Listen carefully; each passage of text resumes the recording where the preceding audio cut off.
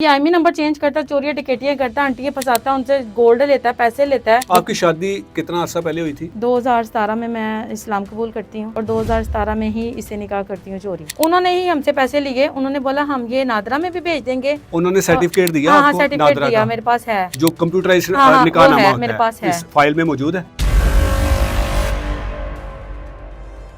और आप तो भाई 2017 के बाद ही धीरे धीरे होना शुरू हो गए, जब नकाश के ओरिजिनल चेहरे धीरे धीरे मेरे सामने आए। किस किस्म के इसका चेहरे थे जो आपके सामने आए? मतलब उसका मुझे ये कहना कि निकाह के बाद फौरन मुझसे मिला तो मेरी बीवी है। मैंने उसको बोला कि नहीं ऐसा नहीं होगा, धूमधाम से शादी करके लेके जाएगा फिर मुझे हाथ लगाएंगे। इसने बोला अगर नहीं मिलेगी तो मैं तुझे तलाक भी करूंगा और तेरे पर फतवा भी लगाऊंगा कि तू वापस क्रिश्चियन हो गई है। आपके खावन पर एक मुकदमा किसी आमना नामी खातून ने भी करवाया है, उसका मेरा आपके साथ क्या ताल्लुक है? क्योंकि वो नकाश की दोस्त थी आमना अशरफ। वो नकाश की दोस्ती या फिर आपकी दोस्ती? नहीं नहीं, नकाश की दोस्त थी। मैं आपको रिकॉर्डिंग भी सेंड करूंगी कि नकाश ने बोला मैं सोशल मीडिया से टिकटॉक से उसको फंसाया। 4 दिन बाद ही हमने मिलने मिलाने का प्लान बना लिया। एक आदमी है, रेंट आउट पे उसने घर लिया और वो लड़कों को 2-2 हजार में ना कमरे देता है 2-3 घंटों के लिए। अस्सलाम वालेकुम नाज़रीन, मैं हूं एडी मलिक और सोशल मीडिया पर एक कंट्रोवर्सी चल रही है। एक खातून जिसका नाम समरीन मोहम्मद अनवर है, ये खातून ऑनलाइन एक नकाश नामी लड़के के साथ रब्ता करती है और फिर उसके बाद ये शादी कर लेती है। लेकिन मैं थोड़ा सा आपको ये भी बता दूं कि ये खातून निकाह से पहले क्रिश्चियन कम्युनिटी से तल्लक रखती है और फिर उसके बाद जो है वो इस्लाम को ज्वाइन करती है और निकाश के साथ ये निकाह कर लेती है। आपने इनका मौक़िफ़ तो सुना होगा कि किस तरह से निकाश के निकाह में आई और फिर ये क्या वजह बनी, इनके इख्तलाफात क्यों इस हद तक पहुंच गए कि एक दूसरे पर ये मुकदमात करवाना शुरू कर दिए।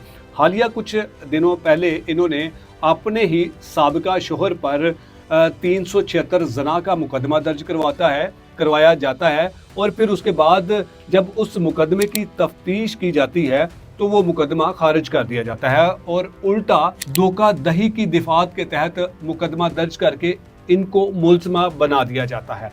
ये असल में कहानी क्या है? नकाश चूंकि अभी तक सामने नहीं आया, उनका मौक़िफ़ क्या है वो जब सामने आएंगे तो वो भी आपके सामने रखेंगे। लेकिन ये खातून जिसने एक शख्स के इश्क में पागल होकर अपने मज़हब को छोड़ा और फिर इस्लाम की तरफ ये राग़िब हुई और इन्होंने इस्लामी कवानीन के तहत निकाह किया।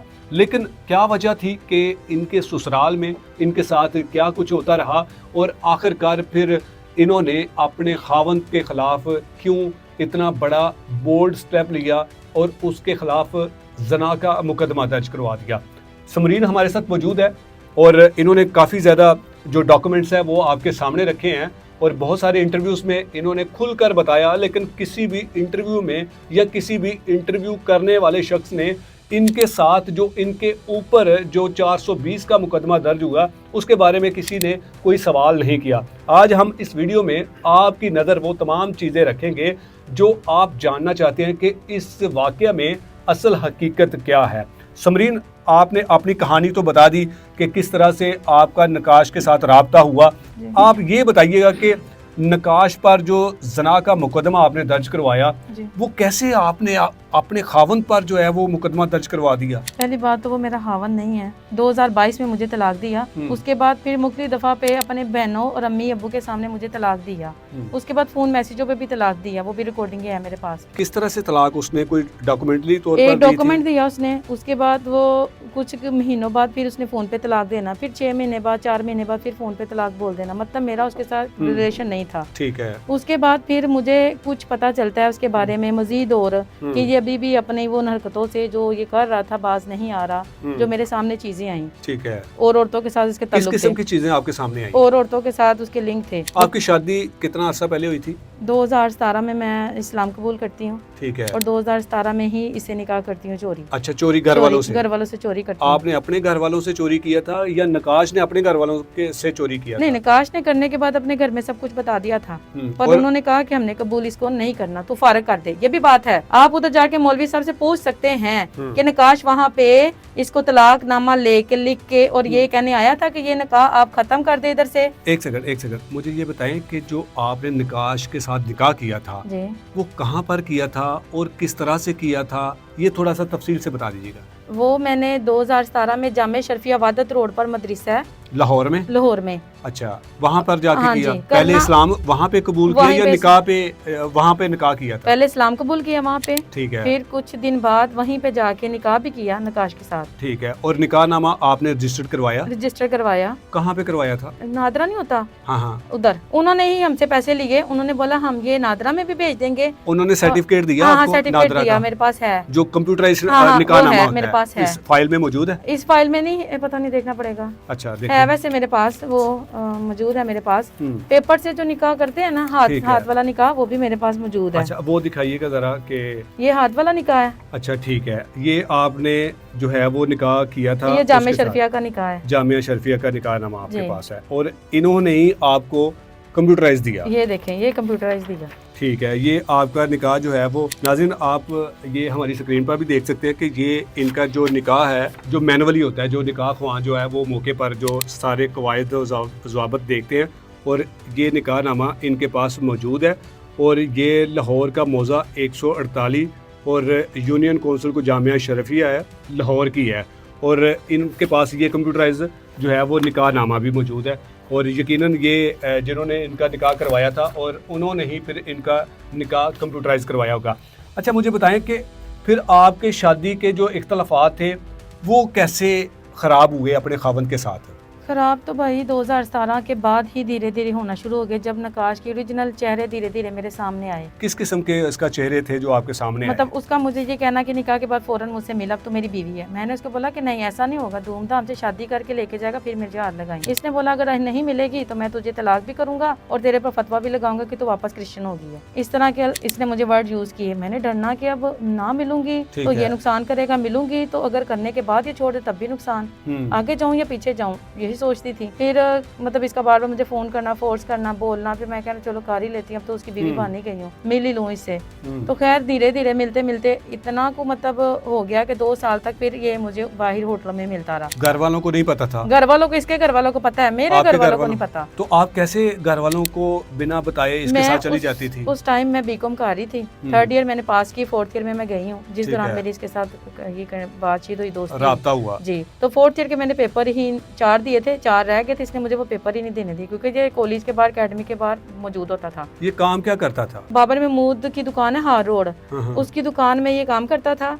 और उधर से भी उन्होंने इसको ये निकाला ये कह के कि 1 महीने में तू अपनी भतीजी का कीका करता है, इतना पैसा वहाँ से लगाता है, सबको सोने के सेट, सोने की बालियां, अंगूठियां देता है, कैसे, जबकि तेरी तनख्वाह 20,000 है। उसी महीने में तू अपनी बहन की शादी करता है, होटलों में मेहंदी, बारात, वलीमा, कल्ला तू कमाने वाला है। उसके बाद तू अपनी शादी भी करता है, बिल्कुल तेरे के तूने बोला मैं अपनी शादी पे 50 लाख लगाया, 20,000 तू यहाँ से कमाता, तूने 1 महीने में इतनी शादियाँ, इतने फंक्शन कैसे किए? उनका उधर से पैसा निकला था, उन्होंने इसके ऊपर आपके कहने का मकसद कि वहाँ से इसने कोई घपला किया होगा। इनका हुआ है, ये उनका प्रॉब्लम है, आप पूछ सकते हो उधर जाके उनसे। उसके बाद ये वहाँ से छोड़ता है, उसके बाद ये मुझे कहता है कि समरीन मुझे अपना कारोबार करना है क्योंकि मेरे घर वाले सारे सरकारी मुलाजिम हैं, मेरी मामा भी। इसने मुझे कहा थोड़ी मेरी हेल्प करा दो। मैंने अपनी मामा से बोला कि अपना वो एजी ऑफिस से पैसा निकालो थोड़ा, या बैंक से लोन लो, मुझे दो, नकाश ने कारोबार करना है। यार मेरी अम्मी ने वो तो मैंने किसी इंटरव्यू में ये नहीं बताया क्योंकि ये मेरी थोड़ी पर्सनल थी, पैसे दिए लिए, ये मैंने इतनी छोटी छोटी नई बातें बताई। खैर मैंने पैसा लेके इसको दिया, ने कारोबार नहीं किया, फिर मारकुटाई, लड़ाई झगड़े, फिर पता चला ये चोर डकैत है, ये एमी नंबर चेंज कर रहा है,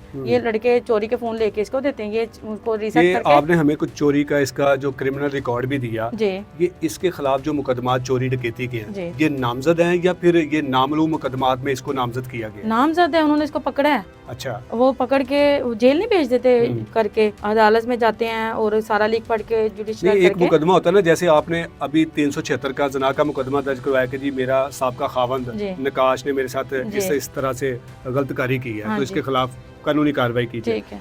इन मुकदमात में भी इसी तरह इसको नामजद किया हुआ है या फिर बाद में? ना, नामजद है, इन्होंने इसको मौके से पकड़ा है, पकड़ के बाकी वो पुलिस वाले आपको बताएंगे, उन्होंने इसके ऊपर वो FIR करके इसको जेल भेजा। मैंने वो आपकी तरफ से दिया गया जो क्रिमिनल रिकॉर्ड है वो 3 के 4 जो मुकदमात हैं वो सिर्फ एक ही थाने के हैं। आपका वहाँ पर थाने में असर और रसूख आप निकाल सकते हैं उस भाई का, मेरे फोन में से किसी का भी राब्ता नंबर निकले, ऑनलाइन बोल रही हूँ, किसी का राब्ता। नामी शख्स कौन है? ये मेरे चाचू हैं।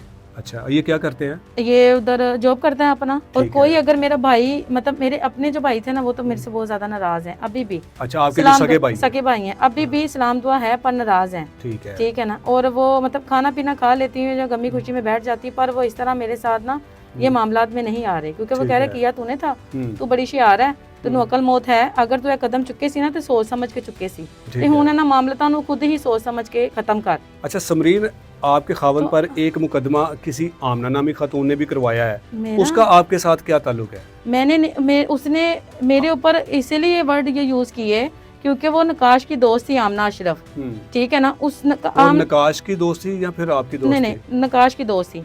मैं आपको रिकॉर्डिंग भी सेंड करूंगी कि नकाश ने बोला मैं सोशल मीडिया से, टिकटॉक से उसको फंसाया। ठीक है। उसके बाद 4 दिन बाद ही हमने मिलने मिलाने का प्लान बना लिया। उसके बाद फिर नकाश इसको चबुर्जी बुलाता है, बकौल मैसेजों के, जो मैसेजों पे लिखा है चबुर्जी वो जाती है। सरैया अजीम हॉस्पिटल के पास बैंक आता है, बैंक के पास वो खड़ी होती है। नकाश उधर से गुलशन रावी से आता है, रिक्शा कराता है, रिक्शा करा के लेके आता है, उसको बिठाता है, सीधा वहां पे जाता है, शेरा कोर्ट के अपोजिट जाता है, अपनी जिम के सामने। एक आदमी है, रेंट आउट पे उसने घर लिया है, और वो लड़कों को 2-2 हज़ार में ना कमरे देता है 2-3 घंटों के लिए। ये इतने पैसे इसके पास आते कहाँ से हैं? क्योंकि ये आईएमई नंबर चेंज करता, चोरियां टिकटियां करता, आंटियां फंसाता, उनसे गोल्ड लेता है, पैसे लेता है। और इतना खूबसूरत आपने हमें तस्वीरें दिखाई हैं, कोई इतना होता हो ना कि जी बड़ा खूबसूरत नौजवान है, कोई शहजादा है जिस पर लड़कियां लट्टू हो जाती हैं, माफी दे दे। ऐसे भी कुछ नहीं? उसकी माँ बहने, उसका खानदान मुझे काली बसूरी कहते हैं, चूड़ी कहते हैं, और उसको कहते हैं बहुत सोना, इस जैसा मुंडा नहीं दुनिया में है। आपके मुताबिक मैं जानना चाहता हूँ कि अगर वो इतना शहजादा है तो फिर औरतें क्यों उस पर लट्टू हो जाती हैं? कैसे आप इस तरह से कह सकती हैं कि जी वो उसको पैसे देता है, उसको पैसे देता है? कुछ चीजें तो वो चोरियों टिकटियों से पैसे लेके आता है। फिर वो मान लिया आपने, क्रिमिनल रिकॉर्ड दे दिया, वो मान लिया। आपको एक बंदे का नंबर दूंगी, 2022 में ये जाली करेंसी का भी काम करता है, वो आप उससे पूछ सकते हैं। वसीम नाम है उसका। अच्छा। अली मोटा वसीम, इसका अपना बिनोई खाला का मुंडा अरफान और नकाश, 4 बंदे मिलके 2022 में जाली करेंसी लेने पेशावर जाते हैं, मंडी बावलदीन भी जाते हैं। अच्छा। ठीक है ना। 1-2 दफा तो मैं भी इसको बचा के लाई थी, क्योंकि तब मेरा बेटा मुझे होने वाला था, तो कंडीशन ही ऐसी थी, मुझे इसको बचाना पड़ा। मैंने इसके लिए अपना एसी बेचा। समरीन, ये कहानी आपने पहले भी बहुत सारे इंटरव्यूज में बता दी है। अब आते हैं आपके असल मुद्दे की तरफ। ठीक हो गया। आपका जो 376 का जो पर्चा आपने करवाया अपने खावल के खिलाफ, वो मुझे ये बताइएगा कि वो किस तरह से वकूआ हुआ और कैसे आपने जो है ना वो कैसे आपने जो है ये मुकदमा दर्ज करवाया अपने खावल आपके मुताबिक साबका शोहर के ओरिजिनल साबका जब आपका वो खावल साबका हो चुका था, तो फिर आप उसके साथ कैसे राब्ता कर रहे? अभी कभी जो बच्चे नहीं ना मिल रहे, ये कॉल नहीं उठा रहा, किसी को नहीं पता वो किधर है। ठीक है, वो खुफिया छुपा हुआ है। आपके डर से खुफिया छुपा हुआ है? नहीं, पता नहीं किसके डर से, मुझे नहीं पता। आप ही उसके खिलाफ मुकदमात करवा रही है ना, और तो कोई नहीं करवा रहा? नहीं, तो पुलिस भी तो उसके पीछे पड़ी हुई है ना। अच्छा, पुलिस के डर से वो खुफिया है। अब उसका डिटेल का सैमा को पता है वो किधर है, या खिजर को पता है। सैमा कौन है? सैमा परवीन मेरी आई हो, उसको पता है नकाश उसके राब्ते में है कि नकाश किधर है। सैमा परवीन को पता है, और जो उसका वकील है ना खिजर, उसको पता है नकाश किधर है। अब ये सवाल आता है कि नकाश मुझे टिकटॉक पे मैसेज करता है, मेरे पास सारे मैसेज रिकॉर्डिंग सब कुछ पड़ा है। मुझे मैसेज करके कहता है अगर तूने अपने बच्चे लेने हैं ना तो मुझे पैसे दे, 5 लाख, वो भी रिकॉर्डिंग है मेरे पास। अच्छा। तो मैं तुझे बच्चे दूंगा। बच्चे देखने नहीं, तरस रही है, पछता रही है कि मेरी गल नहीं मानती, मैनू कॉम्प्रोमाइज नहीं मेरे कर रही, जिस तरह मैं करा तू मेरे नाल उसरा रह, जुबान ना तेरी खुले ना किसी ने दस। बस बच्चों को लेकर आपको ब्लैकमेल किया? मुझे ब्लैकमेल किया, मुझसे बड़ी दफा उसने पैसे भी लिए, वो भी मेरे पास, मैंने इसको कितना कितना पैसा दिया है वो भी मेरे पास है, 2 लाख, 1 लाख, 50,000, 40,000। आपके पास इतने पैसे कहाँ से आते हैं? मैं पार्लर का काम करती हूँ, इसीलिए मेरे पास इतने पैसे। ऊपर से मेरी अम्मी नौकरी करती है, मेरे भाई सरकारी मुलाजम है। मैं अपने सारे आपको सपोर्ट करते हैं? हाँ जी, मुझे सपोर्ट करते हैं। मैं अपने इमरान भाई से भी पैसे लेती हूँ और अपनी अम्मी से भी पैसे लेती हूँ।